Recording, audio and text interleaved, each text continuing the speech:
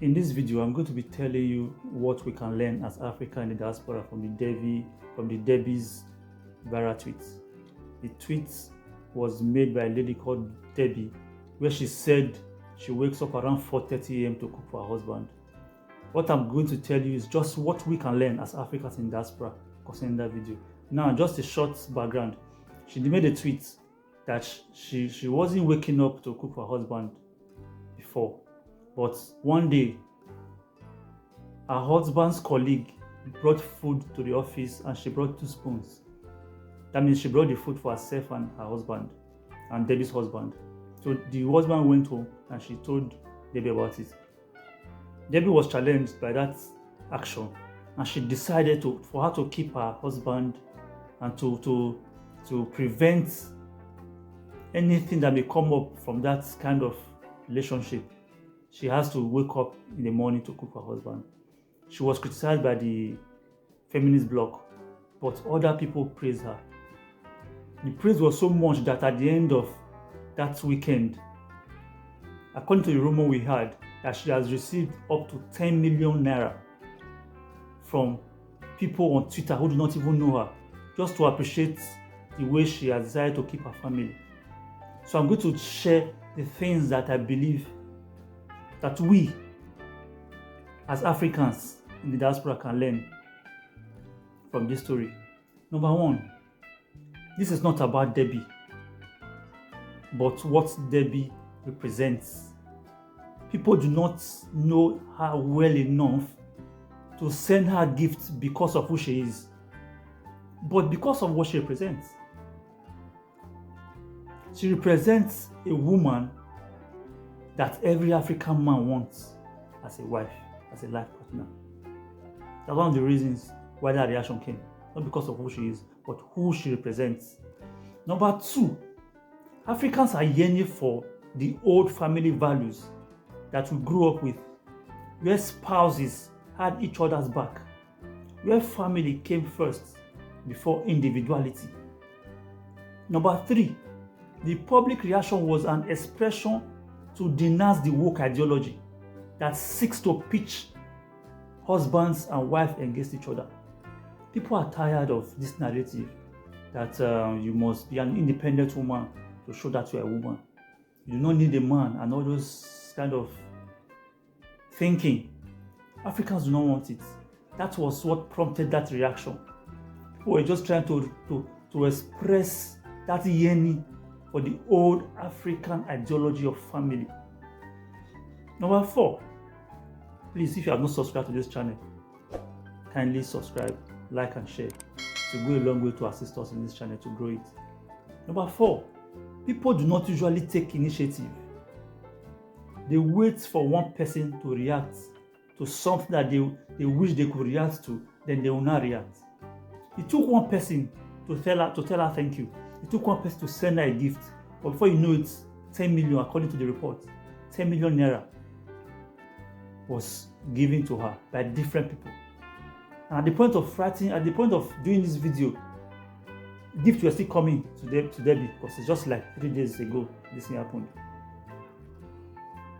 So people were waiting to react, but it took one person to say thank you, well done.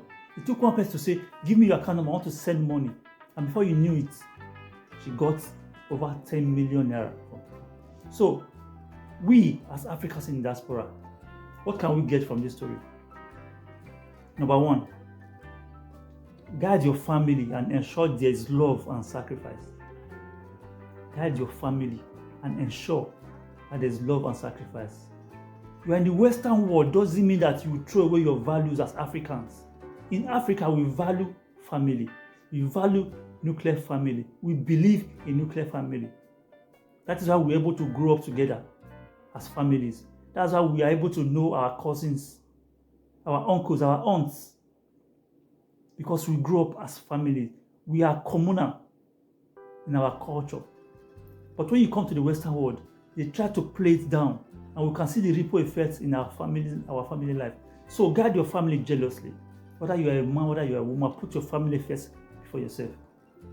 Number two, do not follow the white mass ideology that seeks to destroy the nuclear family.